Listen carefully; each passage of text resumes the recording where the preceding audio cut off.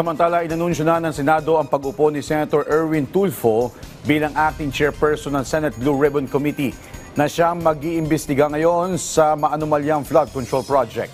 Ayon sa liderato ng Senado, kasalukuyan pa nasa abroad ang senador pero inaasahan na magkakaroon sila ng pulong pagbalik nito ng bansa.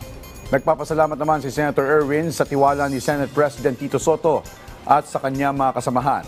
Umaasa rin siya na sa lalong madaling panahon ay makakahanap na rin ng permanenteng chairman ang komite. Matatandaan na hindi kasama ang senador sa naunang 5 na inanunsyong maaaring mamuno sa komite. Pero hindi pa rin naman daw isinasantabi ng Senado ang 5 senador. Not yet. Yes. We're not discounting any of the 5 names that were mentioned. Sir, yung binanggit po ninyong 5, sir, lahat sila ayaw. At the moment, ayaw.